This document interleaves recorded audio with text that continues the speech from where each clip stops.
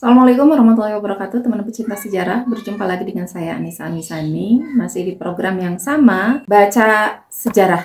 Kita masih ada di kronologi sejarah tahun 620 Masehi dan sudah dibahas beberapa kejadian, dan terakhir itu kita membahas tentang Taif ya, tentang dakwah Rasulullah SAW ke Taif. Tapi alangkah lebih baik kalau saya ingatkan juga tentang kejadian-kejadian penting di tahun 620 Masehi. Ada 7 peristiwa penting yang datang dari dunia Islam dan ada 2 peristiwa penting yang datang dari luar dunia Islam. Yang dari dunia Islam adalah terjadinya tahun duka cita. Yang pertama, wafatnya Khadijah radhiyallahu anha, istri Nabi SAW. Peristiwa yang kedua adalah wafatnya Abu Thalib, paman Nabi SAW. Yang ketiga, perjalanan dakwah Nabi SAW ke Taif. Dan di sebelum peristiwa ini saya tambahkan juga dari Sirah Munawwar Khalil ya, dari Tarikh Munawwar Khalil tentang peristiwa masuk Islamnya orang Nasrani dari Najran. Kemudian yang keempat adalah peristiwa Isra Mi'raj, awal diwajibkannya sholat 5 waktu. Peristiwa yang kelima, penerimaan dakwah Islam oleh 6 orang suku Khazraj pada musim haji. Mereka pulang ke Yathrib dan mendakwahkan Islam kepada warganya. Yang keenam, pernikahan Nabi SAW dengan Saudah binti Zam'ah. Dan yang ketujuh, yang terakhir adalah peristiwa Nabi SAW menikah dengan Aisyah binti Abu Bakar radhiyallahu anhum. Itu peristiwa-peristiwa penting dari dunia Islam yang terjadi tahun 620 Masehi. Kemudian ada 2 peristiwa penting lainnya yang datang dari luar dunia Islam, yaitu yang pertama, Perang Persia Romawi, di mana Ankira pada saat itu perang yang sangat panjang ya, dan Ankira pada saat itu sebagai pangkalan militer Bizantium di Anatolia Tengah dikuasai oleh Persia Sasan, dan ini menandakan bahwa kerajaan Bizantium performanya di dunia itu sedang menurun ya. Dan peristiwa terakhir yaitu penyerangan Tesaloniki oleh bangsa Slav. Ini banyak banget kisahnya, banyak banget peristiwa pentingnya yang ingin saya bahas ya. Tapi yang sekarang mari kita lanjutkan dulu tentang perjalanan dakwah Nabi SAW ke Taif. Kemarin itu sudah sampai di pengusiran ya, pengusiran yang dilakukan oleh orang-orang Taif, Bani Sakif kepada Rasulullah SAW. Sekarang kita masuk ke dalam satu judul, yaitu doa Nabi Muhammad SAW. Ini peristiwa setelah keluar dari Bani Sakif. Ketika perjalanan Nabi bersama Zaid sampai di sebuah kebun, orang-orang yang menganiaya dan melemparkan batu-batu tadi berhenti dan bubar. Semuanya kembali ke rumah masing-masing. Nabi SAW dan Zaid lalu berteduh di kebun itu, sekedar melepas lelah sambil melihat luka yang ada di kedua kaki mereka seraya mengeringkan darah yang masih bercucuran. Ketika beliau beristirahat di tempat itu, dengan tiba-tiba muncul perasaan tidak enak dalam hati beliau. Kemudian diketahuilah oleh beliau bahwa kebun itu kepunyaan Utbah bin Rabi'ah dan Syaibah bin Rabi'ah, yang keduanya termasuk orang yang memusuhi beliau di kota Mekah. Pada waktu itu, kedua orang itu sedang berada di kebun dan telah melihat bahwa Nabi sedang berada di balik pagar kebunnya. Seketika itu Nabi SAW menengadah ke atas, mengadukan kepedihan dan kesengsaraan yang dideritanya itu kepada Allah sambil berdoa dan menyerahkan diri kepadanya. Sebelum masuk ke doa yang Rasulullah panjatkan kepada Allah Subhanahu wa Ta'ala, ini tentang 2 pemilik kebun yang pada saat itu kebunnya itu disinggahi oleh Rasulullah, dan Rasulullah itu duduk di luar sih sebetulnya ya, di luar area. Kalau dilihat dari bacaan tadi, beliau itu duduk di bawah pohon, tapi memang di luar area perkebunan, di luar pagar gitu. Utbah bin Rabi'ah dan Syaibah bin Rabi'ah adalah 2 saudara yang ini anaknya Utbah ini kita kenal baik ya, namanya terkenal di catatan sejarah, bahkan di kalangan umat Islam yang meskipun tidak meneliti tentang sejarah, tapi nama ini cukup terkenal, yaitu Hindun binti Utbah. Dan Hindun binti Utbah ini adalah istri dari Abu Sufyan. Nah, ini terkenal lah dua orang ini ya. Di perang Uhud, Utbah ini meninggal dan Syaibah juga meninggal oleh sahabat, oleh kaum muslimin, dan kematian inilah yang membuat Hindun binti Utbah itu dendam kepada kaum muslimin, yang mengakibatkan dia di perang Badar itu membalaskan sakit hatinya karena kehilangan dua orang ini. Tiga orang sebetulnya ya, dengan adiknya Hindun, tapi yang ada di kisah kebun ini adalah yang dua orang, yaitu ayah dan pamannya Hindun, gitu ya. Jadi ini adalah orang yang cukup penting dalam sejarah Islam, dan orang ini juga bukan hanya dalam sejarah Islam, orang ini juga cukup penting dalam perannya memusuhi Rasulullah SAW. Setelah tahu bahwa kebun ini adalah milik Utbah dan milik Syaibah bin Rabi'ah, Rasulullah menengadahkan tangan kepada Allah ya, meminta, berdoa. Saya bacakan artinya saja. Ya Allah, kepada Engkaulah aku mengadukan kelemahan kekuatanku, dan sedikitnya daya upayaku dan kehinaanku bagi manusia. Ya Tuhan yang Maha Penyayang kepada orang-orang yang kasih sayang. Ya Tuhan, Engkaulah yang memelihara orang-orang yang dipandang lemah, yang tertindas, dan Engkaulah Tuhanku. Kepada siapa? Dan Engkaulah Tuhanku. Kepada siapa Engkau akan menyerahkan aku? Apakah kepada musuh yang jauh, yang benci amat kepadaku, ataukah kepada kawan yang dekat yang telah Engkau beri kekuasaan mengurusku? Jikalau Engkau tidak murka kepadaku, maka tidaklah mengapa, aku tidak peduli. Melainkan kemurahan Engkau lebih lapang kepadaku, itulah yang aku harapkan. Aku berlindung kepada nur wajah Engkau yang mulia, yang menyinari langit dan bumi, dan yang menerangi semua kegelapan dan memperbaiki urusan dunia dan akhirat, agar Engkau tidak menjauhi kemarahan-Mu kepadaku, atau menurunkan kemurkaan-Mu kepadaku. Dan kepada Engkaulah semua kecelaan aku serahkan. Maksud kecelaan itu kekurangan ya, celak gitu. Semua Engkau ridho. Semoga Engkau ridho dan tidak ada daya upaya dan kekuatan, melainkan dengan pertolongan Engkau jua. Hadis riwayat Imam At-Tabari dan dari Abdullah bin Ja'far. Demikianlah bunyi doa Nabi yang dipanjatkan kehadirat Allah pada waktu itu, yang dalam doa itu jelas berisi keluhan dan penyerahan beliau kepada Allah Subhanahu wa taala. Ini kalau diteliti ya, doa Rasulullah SAW ini sebetulnya ini adalah curahan hati beliau yang sangat menyedihkan sebetulnya. Jadi beliau itu dalam keadaan terluka ya, dalam keadaan luka batin gitu ya, kemudian luka fisik juga. Tapi ketika berlindung, ternyata beliau berlindung bukan berlindung secara fisik ya, maksudnya beliau istirahat gitu di tempat yang kemungkinan gitu, di tempat musuh lah, yang kemungkinan kecil akan memberi perlindungan kepada beliau. Dan ini keluh kesah Rasulullah SAW, keluh kesah dalam tanda kutip ya, Rasulullah SAW kepada Allah. Tapi perhatikan bahasanya, ini bahasa Rasulullah SAW itu sangat-sangat sopan. Adab kepada Allahnya itu dijunjung tinggi luar biasa.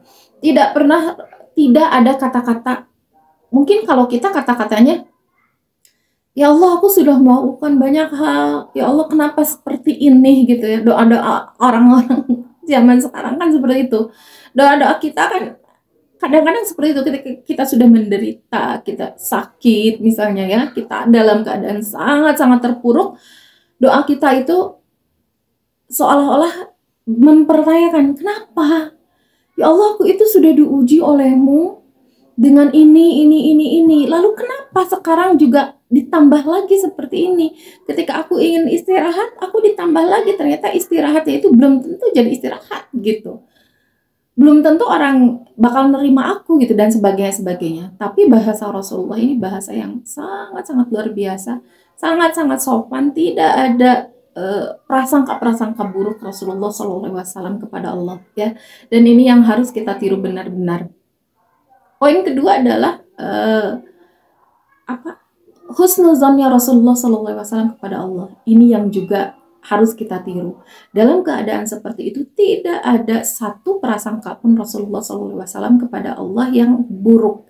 Tidak ada prasangka yang buruk. Yang beliau katakan adalah, yang beliau ucapkan di sini adalah, kepada siapapun ya Allah, Engkau berikan aku, mau kepada musuh, mau kepada teman, gitu ya, mau kepada musuh yang akan mencelakaiku, mau kepada teman yang akan merangkulku. Di sini apa tadi kata-katanya ya? Mau kepada, ataukah kepada kawan yang dekat yang telah Engkau beri kekuasaan mengurusku. Ya Allah, terserah kepadamu gitu lah. Terserah kepadamu, ini kepasrahan total Rasulullah SAW. Dan ini doa ini harus jadi ketika kita dalam keadaan terpuruk ya, doa ini sangat-sangat baik untuk kita tiru. Judul berikutnya adalah pertemuan Adas dengan Nabi Muhammad SAW. Utbah dan Syaibah yang sedang berada di kebun itu, ini ayah dan pamannya Hindun tadi ya, selalu mengamati gerak-gerik Nabi dan Zaid. Keduanya pun mengetahui bahwa kedua orang itu telah menderita karena tampak oleh mereka bahwa keduanya sedang terluka parah dan berlumuran darah. Oleh karena itu timbullah rasa kasihan mereka terhadap diri Nabi dan Zaid. Mereka lalu menyuruh bujangnya bernama Ada supaya mengantar sepiring anggur kepada Nabi. Ini ya, saking sebetulnya gitu ya, orang-orang yang hati itu betul-betul milik Allah, baik itu orang mukmin maupun orang kafir. Hati itu benar-benar milik Allah. Di sini Allah menggerakkan hati mereka. Melihat ini satu hikmah ya, Allah itu memegang hati setiap manusia. Mau Allah belokkan ke kanan, mau Allah belokkan ke kiri, mau Allah mundurkan, mau Allah majukan, ini benar-benar hanya kekuasaan Allah gitu. Dan termasuk bagaimana Allah menggerakkan hati kedua orang ini, padahal orang ini jelas-jelas musuh Rasulullah SAW, musuh Islam. Mereka juga sama, mereka pembesar Quraisy yang juga sama menyiksa kaum muslimin gitu. Tapi Allah menggerakkan hati mereka dengan sangat-sangat mudah gitu ya. Dan yang kedua, hikmah yang kedua ini bagaimana terlukanya seseorang, terlukanya Rasulullah. Ini kan Rasulullah itu dalam posisi sebagai orang yang berseberangan dengan dengan Utbah dan Syaibah. Tapi nurani manusia itu tidak bisa dibohongi ketika menderita, ketika berdarah-darah, ketika tahu bahwa orang ini sedang dalam kesulitan, itu kalau mau menuruti hati yang terdalam itu akan ada jiwa kemanusiaan yang muncul, akan ada ini sekelas Utbah loh, sekelas Utbah bin Rabi'ah, sekelas ayahnya Hindun, sekelas mertuanya Abu Sufyan yang permusuhannya jelas-jelas pada kaum muslimin, tapi menuruti nuraninya ketika seseorang itu yang patut untuk, ya ini perikemanusiaan yang bicara gitu, ini perikemanusiaan yang bicara, tidak perlu lihat agama, tidak perlu lihat permusuhan, dia kasihan, muncul nuraninya gitu. Dan saya yakin semua manusia sebetulnya kalau yang nuraninya masih terasah ya, akan ada letupan rasa kasih sayang gitu, letupan rasa ingin menyayangi, rasa kasihan kepada orang yang sedang menderita. Makanya aneh banget kalau sekarang ada di Palestina sekarang sedang seperti itu. Kemudian video-video penderitaan orang-orang Palestina benar-benar sekarang itu beda dengan zaman dulu yang tidak ada internet. Sekarang itu jelas banget gitu. Jelas banget di internet, dengan mudahnya media sosial, jelas banget kelihatan sama kita bagaimana penderitaan orang-orang Palestina. Tapi sudah seperti itu pun gitu ya, masih ada orang-orang yang menutup mata, yang membela mereka gitu ya. Ini jiwa kemanusiaannya di mana gitu. Kalau orang yang punya kepentingan mungkin yang punya dia dapat keuntungan gitu dari peperangan ini, dari pembantaian ini, dia dapat keuntungan tuh. Mungkin dia nuraninya sebenarnya ada gitu ya. Tapi kepentingannya mengalahkan nuraninya gitu. Tapi ada orang yang aneh. Dia tidak punya keuntungan apa-apa. Dia tidak punya tidak punya misi apapun, tapi nuraninya mati gitu. Itu kan aneh banget. Sekelas Utbah dan Syaibah saja melihat orang lain dalam kesusahan, itu sisi manusiawinya muncul, dan dia sehingga menyuruh Adas itu adalah anak buahnya, budaknya ya, yang bernama Adas itu, untuk memberikan mengantar sepiring anggur kepada Nabi Shallallahu Alaihi Wasallam dan Zaid bin Harithah radhiyallahu anhu. Adas adalah seorang pengikut agama Nasrani. Ketika ia mendapat perintah dari tuannya supaya mengantar sepiring anggur, ia segera mengambil buah anggur dan diantarkannya kepada Nabi. Dan anggur itu kan kita tahu ya, anggur itu kan pohonnya itu di atas ya. Jadi kalau kita berlindung di bawah anggur itu kan teduh banget gitu ya, teduh dan sejuk luar biasa. Jadi bisa kita bayangkan bagaimana kalau orang Sunda bilang rineh gitulah. Rasulullah itu bisa sejenak gitu, beliau mendinginkan jiwanya dan mendinginkan pikirannya, mendinginkan juga fisiknya gitu, yang memang sedang terluka. Ketika ia mendapat perintah dari tuannya supaya mengantar sepiring anggur, ia segera mengambil buah anggur dan diantarkannya kepada Nabi. Sebelum anggur itu diantar, Adas dipesan oleh tuannya bahwa apabila anggur itu telah sampai, Nabi segera dipersilakan memakannya. Pesan itu oleh Adas diperhatikan benar-benar. Setelah sampai kepada Nabi Shallallahu Alaihi Wasallam, Adas mempersilakan beliau memakannya dengan segera. Sepiring anggur itu diterima Nabi Shallallahu Alaihi Wasallam dengan baik dan segera dimakannya. Ketika mereka memakannya, beliau membaca Bismillah. Sebagian anggur itu diberikan kepada Zaid. Ketika hendak memakannya pun, Zaid membaca Bismillah juga. Ada selalu memperhatikan gerak-gerik Nabi Shallallahu Alaihi Wasallam. Dari jauh, Utbah dan Syaibah memperhatikan juga. Sesudah Nabi dan Zaid memakan buah anggur tadi, Ada selalu bertanya kepada Nabi tentang kalimat yang dibaca oleh beliau ketika akan makan. Nabi membaca lagi dengan bacaan yang agak keras dan Adas mendengarkan sungguh-sungguh. Jadi Rasulullah itu tahu, kok poek ya. Saya mau nyalain dulu lampu bentar ya. Ini karena udah saya ambil video ini udah udah mau sore ya, sudah senja. Sebentar ya. Rasulullah itu tahu bahwa Ada sedang memperhatikan, sedang tertarik lah kepada apa yang dilakukan oleh Rasulullah. Sehingga Rasulullah itu sengaja membaca lagi dengan bacaan yang agak keras, dikeraskan suara beliau supaya Adas mendengarnya dengan jelas. Ada selalu berkata, demi Allah, sesungguhnya perkataan ini tidak akan ada yang mengatakannya bagi penduduk negeri ini. Nabi Shallallahu Alaihi Wasallam lalu bertanya, dari manakah engkau berasal? Dari manakah engkau berasal dan apa agamamu? Adas menjawab, saya berasal dari ahli Nainawa dan saya seorang pengikut agama Nasrani. Nabi berkata, dari negerinya seorang laki-laki yang baik, Yunus bin Matta. Adas menjawab, dari mana engkau mengenal Yunus bin Matta? Karena sesungguhnya demi Allah, aku telah keluar dari negeri Nainawa dan tidak ada di negeri itu 10 orang saja yang mengenal Matta. Dari mana engkau mengenal Ibnu Matta? Padahal engkau seorang yang ummi dan hidup di dalam umat yang ummi. Bukan? Nabi SAW menjawab dengan tegas, dia saudaraku. Ia adalah seorang nabi dan aku ini nabi yang ummi. Allah yang memberitahukan kepadaku tentang beritanya.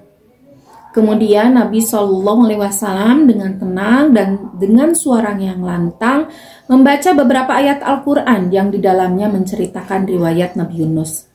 Sesudah Adas mendengar cerita Nabi Yunus dari ayat-ayat Al-Quran, ia mendekati Nabi Shallallahu Alaihi Wasallam dan mencium kepala, tangan, dan kaki beliau. Saat itu juga Adas masuk Islam. Ini kisah yang luar biasa ya, yang sebetulnya sepele, tapi bagaimana Rasulullah SAW itu bisa begitu peka. Beliau itu orang yang sangat-sangat peka terhadap, terutama terhadap orang lain. Pertama, Rasulullah itu tahu dari gerak-gerik, begitu perhatian gitu ya beliau terhadap orang lain. Tahu dari gerak-gerik Adas yang memperhatikan betul apa yang Rasulullah lakukan. Bahkan Rasulullah tahu bahwa Adas itu tertarik dengan bacaannya. Itu kan terbayang, Adas kan tidak mengatakan apa-apa, tapi terbayang raut mukanya itu heran gitu, mempertanyakan. Dan Rasulullah malah mempertegas agar Adas bertanya, memancing dengan memperjelas apa yang beliau katakan, Bismillah itu ya. Beliau memperjelasnya supaya Adas memang mendengar lebih jelas. Dan mempertanyakan juga dengan jelas tentang kata Bismillah itu. Bismillah, di kata Allah sendiri, Bismillah itu kan dengan nama Allah. Kata Allah sendiri, kata Allah itu, orang Arab itu tahu, orang Quraisy itu tahu, dan mereka sudah terbiasa dengan Allah dan mereka kenal dengan Allah gitu. Tetapi Bismillah, mengucapkan sesuatu dengan nama Allah sebelum makan, itu jadi pertanyaan bagi orang Arab. Meskipun Adas bukan orang Arab, tapi dia jadi budak di situ dan kenal dengan orang Arab. Dua orang majikannya, Utbah dan Syaibah, itu adalah orang Arab, orang Quraisy gitu. Jadi Adas ini tahu kebiasaan orang Quraisy, dia hidup di tengah-tengah orang Quraisy, dia hidup di tengah-tengah orang Arab.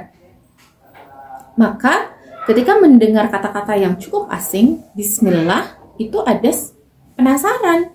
Itu dari mana? Saya belum pernah dengar ada orang sini, orang Quraisy mengatakan doa seperti itu atau mengatakan kalimat seperti itu.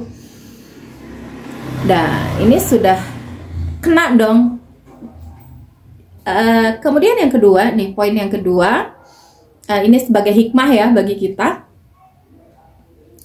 Rasulullah ketika sudah tahu bahwa Adas ini bukan berasal dari daerah situ, beliau berasal dari Ninawa, beliau langsung mengaitkan apa yang beliau kenal dengan apa yang Adas kenal. Dan ini hakikatnya sebetulnya kalau kita ingin berdakwah, ingin mendekati seseorang, bahkan sekedar berteman gitu ya, yang kita cari itu persamaan.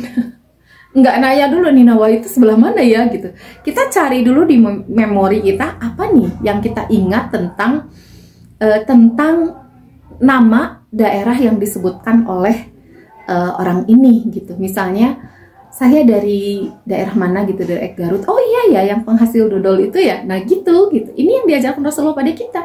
Kalau kita ingin mengenal, kalau kita ingin mengenal lebih dekat seseorang, ingin lebih akrab gitu ya.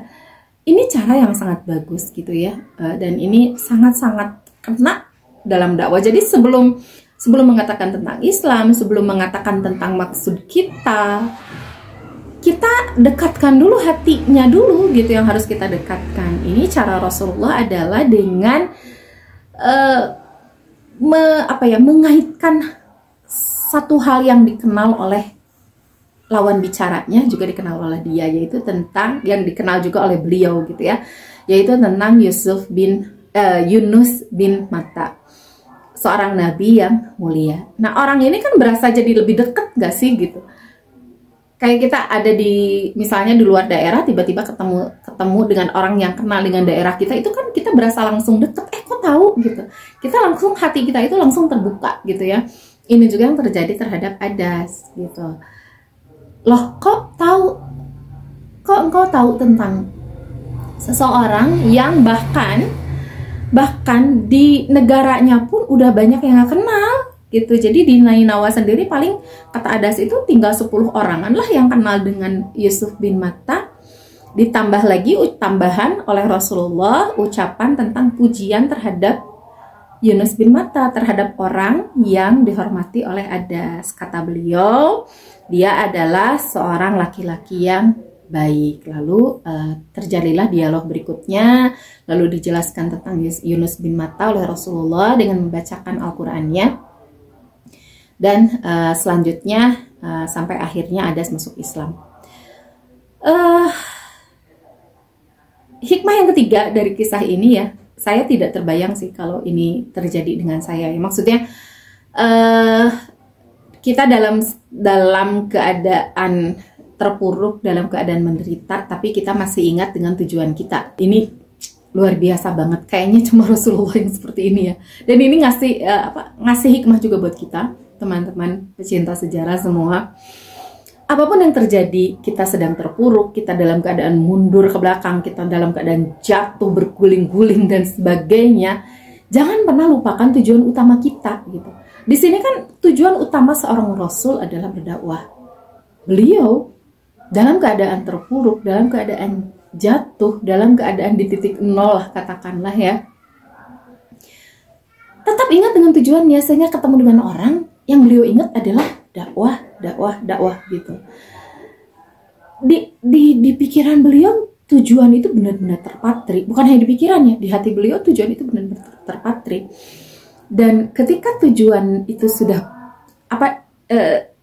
tujuan itu sudah terpatri dalam hati, apapun yang terjadi itu tidak jadi halangan untuk kita jadi lupa dengan, tidak jadi halangan, malah dijadikan tangga justru untuk terus melangkah gitu, untuk terus melangkah, bangkit, tetap ingat tujuan gitu. Dan ini kan sebetulnya salah satu hiburan Rasulullah SAW ya dalam keadaan terpuruk. Rasulullah itu kan di tahun duka ini dalam keadaan, kalau dalam peribahasa itu sudah jatuh tertimpa tangga ya. Beliau itu menanggung beban sebagai seorang manusia, sebagai seorang pemimpin. Beliau menanggung beban banyak orang yang menderita gara-gara, dalam tanda kutip lah ya, gara-gara beliau gitu. Keluarga besar Bani Hashim, Bani Muthalib itu diboykot, hidupnya menjadi menderita. Kaum muslimin juga menderita. Itu beban psikologis bagi seorang manusia gitu. Ditambah lagi yang kedua, beban bagi beliau adalah kematian istri yang selalu melindunginya. Jadi melindungi dalam arti Rasulullah itu Khadijah radhiyallahu anha itu tempat rehat beliau yang paling nyaman. Beliau itu dalam keadaan sesulit apapun keadaan beliau di luar, ketika pulang ke rumah, masalah beliau itu ketika melihat Khadijah itu hilang. Jadi terhibur langsung, baru melihat wajahnya aja sudah terhibur gitu. Baru buka pintu lihat Khadijah itu sudah terhibur. Itu adalah rumah Khadijah adalah rumah yang paling nyaman untuk beliau istirahat. Dan Khadijahnya sendiri adalah orang yang paling nyaman untuk beliau paling tidak istirahat, menyandarkan kepala beliau gitu untuk sekedar rehat gitu ya. Ini juga wafat, meninggalkan beliau. Ditambah tempat beliau bersandar di dunia, tempat yang jadi tameng lah, yang jadi tempat bersandar beliau, paman beliau juga sama dipanggil oleh Allah gitu. Ini kan sudah jatuh tertimpa tangga, lalu ditambah lagi ini, beliau tidak pernah beliau memang mengalami masa-masa yang disiksa oleh orang Quraisy. Tapi yang menyiksa beliau itu para pembesar, ya kan? Yang menyiksa beliau itu siapa? Abu Jahal gitu kan? Yang paling keras lah ya. Tidak pernah ada yang menyiksa beliau itu anak kecil gitu, ikutan gitu. Enggak, secara mental kita bayangkan lah psikologis Rasulullah ya dalam keadaan seperti itu.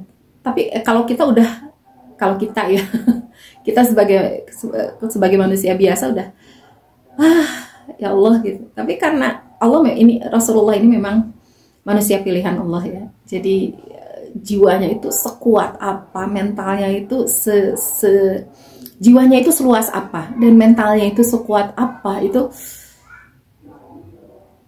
ya bisa dilihat dari peristiwa ini. Tapi dalam keadaan seperti itu pun beliau itu enggak, kan kadang-kadang kita kalau sedang dalam keadaan terpuruk itu kita butuh waktu untuk bernafas ya, menghela nafas beberapa saat, kita bersembunyi dulu dari orang-orang, kita hibernasi dulu lah balang sehari gitu ya, untuk memulihkan kondisi mental kita. Rasulullah enggak loh. Setelah berdoa tadi, dan berdoanya itu pun bukan berdoa tentang beliau menyalahkan, beliau mempertanyakan takdir, enggak, sama sekali enggak. Beliau itu terus ingat tujuannya dan terus berdakwah. Dan hasilnya Rasulullah memberi hiburan kecil dalam tanda kutip lagi kepada Rasulullah dengan bertemunya beliau dengan Adas tadi ya. Luar biasa ya.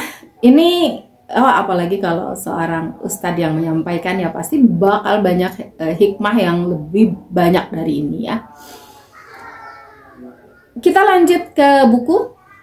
Kedua majikan Adas, yaitu Utbah dan Syaibah, yang memperhatikannya dari jauh, menjadi sangat heran dan terharu melihat Adas masuk Islam. Setelah Adas kembali, mereka menegurnya. "Mengapa kamu tertarik kepada agama orang itu? Bukankah agamamu lebih baik daripada agamanya?" Teguran majikannya tidak dijawab oleh Adas, karena ia menerima suara Islam dengan penuh kesadaran.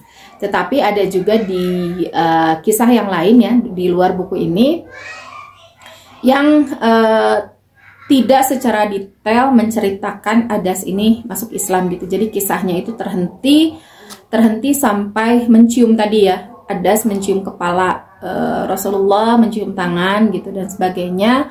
Dan bahkan ketika datang Adas ini kembali kepada Utbah dan Syaibah, dia itu malah ditegur gitu. "Jangan komunikasi sama orang itu gitu. Kamu itu cukup ngasih makanan, tadi ngapain gitu?" Malah ditegur gitu. Jadi tapi di riwayat yang lain gitu ya. Kalau di buku ini, di buku Munawwar Khalil jilid 1 tarikh kelengkapan tarikh Nabi Muhammad SAW jilid pertama halaman 364. Nabi SAW bersama Zaid melanjutkan perjalanannya kembali ke Makkah. Baru saja beliau berlalu dari tempat tersebut, dengan tiba-tiba di tengah jalan, malaikat Jibril dengan diiringi malaikat penjaga gunung datanglah. Tiba-tiba di tengah jalan datanglah malaikat Jibril dengan diiringi malaikat penjaga gunung. Malaikat Jibril berkata kepada beliau, "Ya Rasulullah, sesungguhnya Allah telah mendengar perkataan kaummu kepadamu dan penolakan mereka kepadamu. Dia telah mengutus malaikat penjaga gunung kepadamu supaya engkau perintahkan kepadanya apa yang kau kehendaki atas mereka." Maksudnya Bani Sakif ya. Malaikat penjaga gunung berkata kepada beliau, "Ya Rasulullah, sesungguhnya Allah telah mendengar perkataan kaummu kepadamu, dan aku adalah malaikat penjaga gunung. Sesungguhnya dia telah mengutusku kepadamu supaya engkau perintahkan kepadaku apa yang kau kehendaki. Jika engkau mau supaya melipatkan kedua gunung yang besar ini di atas mereka, tentulah kukerjakan." Yang dimaksud dengan dua gunung ini ialah Gunung Abu Kubais dan Gunung Qo'aiqo'an. Yang keduanya berhadapan dan terletak di kota Mekah dan Thaif. Ini penawaran ya, penawaran dari malaikat. Jadi malaikat Jibril itu bawa malaikat penjaga gunung, itu dibawa kepada Nabi SAW, dibawa ke hadapan Nabi SAW, disuruh untuk ngobrol langsung dengan Rasulullah tentang apa yang jawaban dari doa Rasulullah SAW untuk beliau gitu. Dan sudah diizinkan, kan mereka tidak mungkin pergi menghadap Rasulullah tanpa izin dari Allah ya, mustahil. Jadi mereka sudah diizinkan untuk mengabulkan apapun yang Rasulullah mau gitu. Kalau Rasulullah minta orang-orang itu dihabiskan, melipat gunung itu maksudnya gitu ya, memberi memberi azab kepada Bani Sakif gitu, itu akan dia lakukan gitu. Pokoknya engkau perintah apa akan kami lakukan, itu kata malaikat penjaga gunung. Lalu jawaban Rasulullah, yang mulia Shallallahu Alaihi Wasallam, tidak, bahkan saya berharap mudah-mudahan Allah memberikan kepada mereka keturunan yang menyembah kepada Allah dan tidak menyekutukannya dengan sesuatu apapun. Lalu malaikat Jibril berkata, sesungguhnya Allah telah memerintahkan supaya aku menuruti keinginanmu terhadap kaummu karena perbuatan mereka kepadamu. Ini perkataan Jibril yang diulang gitu ya tadi. Ibaratnya gini, kalau dengan bahasa kita ya, Allah sudah mengizinkan kalau engkau ingin mereka disiksa, kita mau siksa gitu. Tapi ketika Rasulullah memaafkan, Jibril itu mengulang lagi, kalau mereka mau disiksa, kita bakalan siksa gitu. Kita bakalan kasih azab ke mereka kalau misalnya engkau mau gitu. Ini tanda bahwa Jibril aja udah, ya Rasulullah gitu ya. Jibril aja udah seperti itu gitu. Tapi jawaban Rasulullah apa? Jawaban kedua juga terhadap pernyataan Jibril yang kedua. Ya Allah, engkau tunjukkanlah jalan yang lurus kepada kaumku karena sesungguhnya mereka tidak mengerti. Lalu malaikat Jibril berkata lagi, telah benarlah Tuhan yang telah menanamkan dirimu. Jadi sedih. Telah benarlah Tuhan yang telah menanamkan dirimu pengasih serta penyayang. Lalu malaikat penjaga gunung juga berkata, engkau seperti yang telah dinamakan oleh Tuhanmu, yaitu pengasih dan penyayang. Luar biasa ya Rasulullah SAW.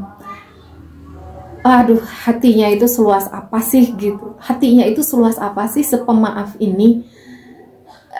Padahal beliau manusia. Kita suka berdalil bahwa ya iyalah beliau mah nabi, ya iyalah beliau mah rasul, ya pasti beliau kuat. Enggak, itu hasil usaha beliau. Beliau itu manusia. Kenapa Allah membuat Rasulullah atau nabi-nabi, utusan-utusan itu dari golongan manusia? Supaya kita tidak punya alasan mengatakan bahwa ya iyalah dia kan. Nah, seperti itu. Supaya kita tidak beralasan seperti itu, karena Rasulullah juga manusia. Apakah Rasulullah tidak punya rasa sakit? Punyalah pasti. Apakah Rasulullah tidak punya rasa sedih? Digituin sama masyarakat Taif? Punya rasa sedih. Apakah Rasulullah lukanya berdarah nggak sakit?